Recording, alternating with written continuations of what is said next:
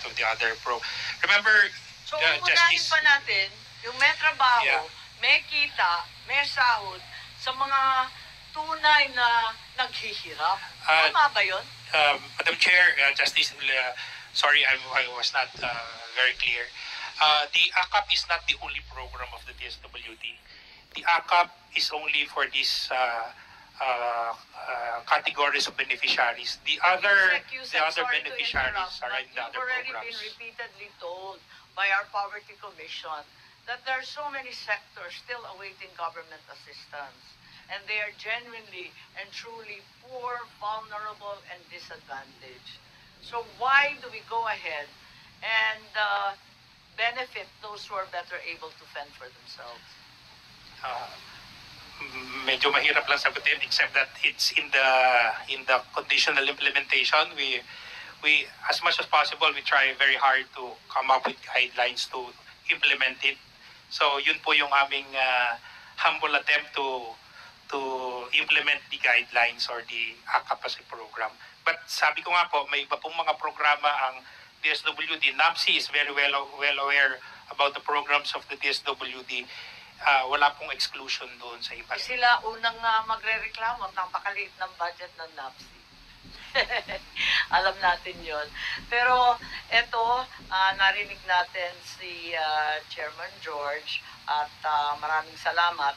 Siguro ang tutumbukin naman natin ngayon, I think you can go ahead. I think your legal officer will be staying in the event that there are questions. Thank you very much, Madam Chair. But we are happy to hear na sa palagay ninyo, sa ngayon, sa itsura ng guidelines, hindi yan sapat para isantabi ang kulay ng politika. Yes, Madam Chair, definitely at this point, yes. Maraming salamat, Chair. Maraming salamat sa COMELEC. At siguro, habang tayo ay namomroblema sa issue ng sino ang kalipikado, yung isa pa ay yung makatotohanang implementasyon sa LGU. Kaya tawagin natin si Mayor Benji Magalong na alam ko marami nang sinabi tungkol dyan eh. At nais natin marinig from the ground. Ano ba talaga ang nangyayari sa AKAP at bakit ayaw ninyo ang mga pangyayaring iyan? Maraming salamat, Madam Chair. Thank you for giving us this opportunity to convey to you what's really happening on the ground. And I prepared the position paper. I've already provided the Secretary a copy of this position paper. And this is a reflection of the sentiments of many of the mayors, both in the cities and municipalities, Madam Chair. But let me first start with this quotation from no less than Justice Marvick Leonen. Ma'am, please give me about 6 minutes po. Tatapusin ko po kagad. Please go ahead. Sabi ho ni Justice Leonen, the power to spend is an executive constitutional discretion, not a legislative one. In the local government, we laud the national government's effort and appreciate its intention to provide financial assistance to low-income families and individuals. While AKAP seeks to accomplish that, it is mired with irregularities which defeat its purpose. And I'm here today to inform you of the pressing challenges and loopholes that hinder its effectiveness.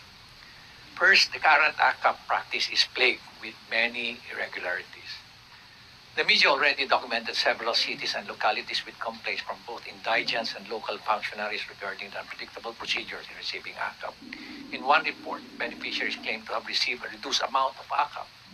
Meanwhile, many barangay captains, social workers raised concerns about angry beneficiaries who are forcing them to issue certificates of indigency to claim assistance. These are all born out of a lack of comprehensive public information and strong guidelines for disbursing AKAP. Currently, the barangay issues a certificate of low or no income to avail of the program.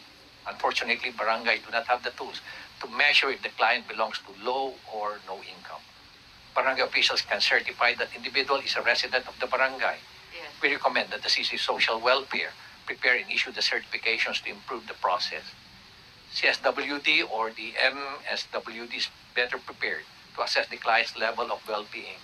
Besides, they are well-trained on the National Household Targeting System or tinatawag po nating listahanan. Second is the weak transparency and data sharing mechanism. I urge our lawmakers and national agencies to examine and establish transparent data sharing mechanisms for AKAP. It is highly inequitable and redundant when one beneficiary can receive multiple AKAP assistance because we are blind in data and cannot cross-check in the distribution list.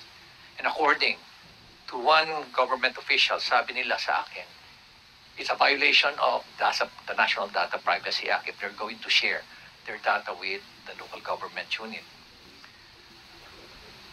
Another is, ang nakakalungkot po nito, nagkakaroon na po ng maraming redundancy. Dahil po wala akong data sharing agreement, ang isang beneficiary pwede kong kumuha po ng stupad, can also benefit from another, yung tinatawag mo nating AX, makakakuha po siya sa AKAP. Ang nakakarating po sa amin, some of the DSWD personnel, ang sabi ko sa kanila, basta request ni congressman o listahan congressman, no question asked, silent na lang kayo.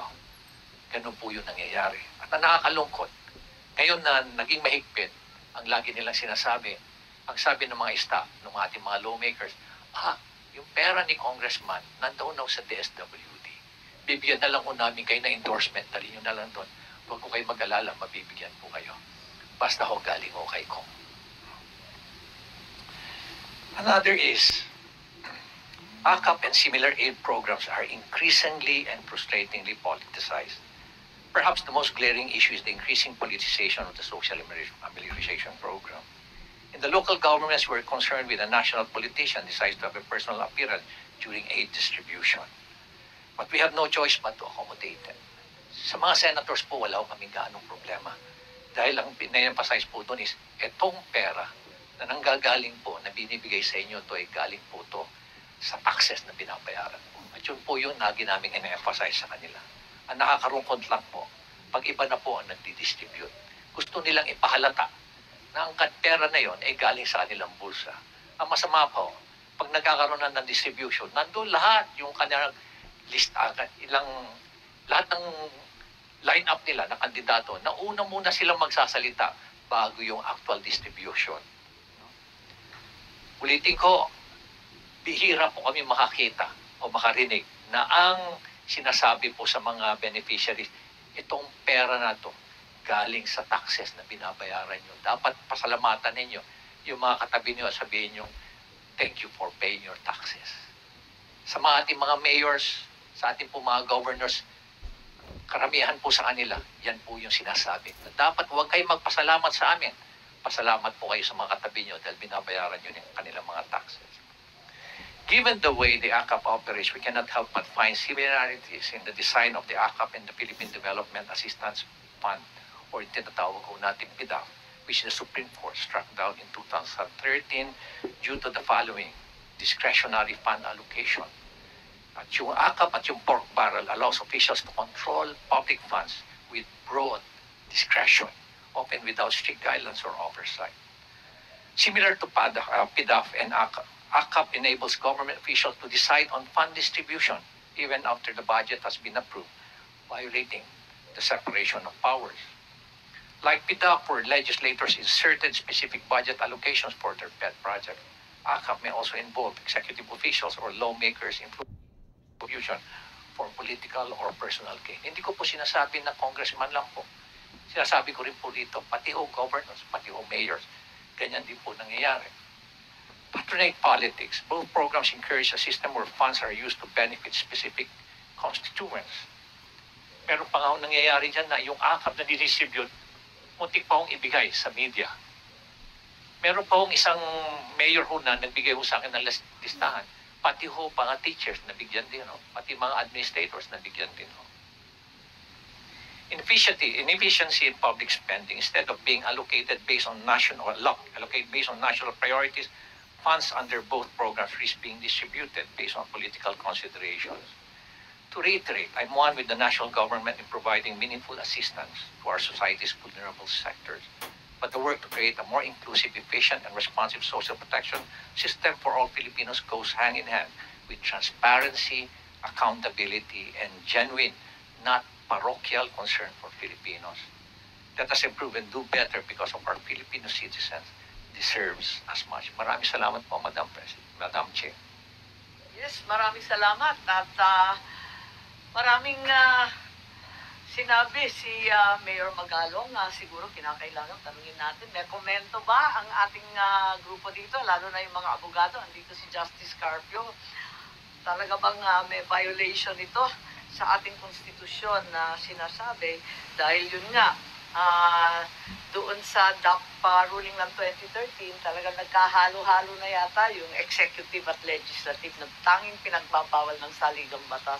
Justice Carter, paliwanag din niyo sa amin, paano ba nag-ooperate yung hiwalayan ng iba't ibang sangay ng pamahalaan?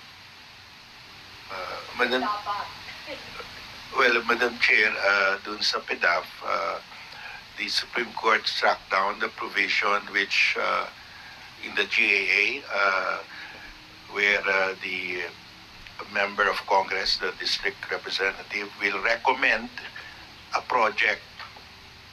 Sabi ng Supreme Court, Congress can only appropriate but cannot even recommend what project because execution of the budget is already with the executive branch. So that's why dito sa AKAP, inaamin nila na they accept, the SWD is admitting that they accept recommendations from members of Congress. Well, I'm willing to concede that anybody can recommend, no? Everybody. But if lumalabas na lahat pala na approve are recommended, the recommendation came from the House, and there's something wrong there already. So that's why if we can have published by DSWD the names, the amount, and those who recommended, para it is full transparency, no? So that you will not be blamed also, and you will not be pressured by the members of Congress because you will say, ilalabas namin ito, hindi pwede na kayo lang pagbigyan namin. We have to spread out the beneficiaries, no? Pero Justice, inamin po ni Yusik Sulit, hindi po ba dapat bawal ang mga politiko mag-recommend tulad ng sinabi ni Mayor Benji? Well, Pagkat po, hiwalay nga yung executive yes, at yeah. legislative. Pwedeng tumanggap ng listahan ng iba't ibang tao, ng iba't ibang departamento, pero palagay ko ang politiko hindi dapat magbibigay ng listahan, di po ba? Kasi ang liwaliwanag ng ating constitution nakalagay yung decision sa PDAF, ang sabi ng Supreme Court, you cannot put it in the law that the congressman will recommend. But as part of the general public, anybody should be able to recommend. That's my position. But they cannot put that there because pag sila ilagay mo dyan, talagang maubos sa kanila na lang.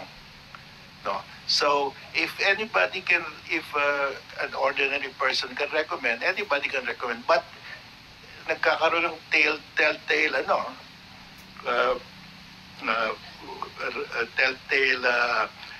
paper trail kung lahat na recommend, lahat na na-approve na beneficiaries recommended by congressman. Yun, iba na yun.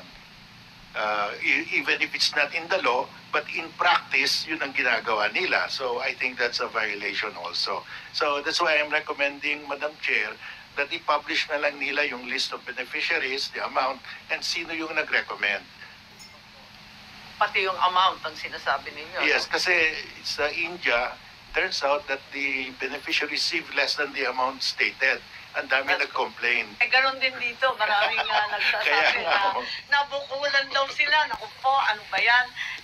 Nagpalakasan na, nagkakanawag pa. Tama ba yun? So that's why to protect also our friends in the SWD so they will not be charged, you should agree to full transparency. That's the recommendation by congressmen and other politicians of names. Does that not constitute post-enactment control, which is prohibited? Yes, but this one is, and the general public makes a recommendation, at saka it's not in the law. It's not in the law, at saka anybody can really recommend, kasi, but they are not obliged.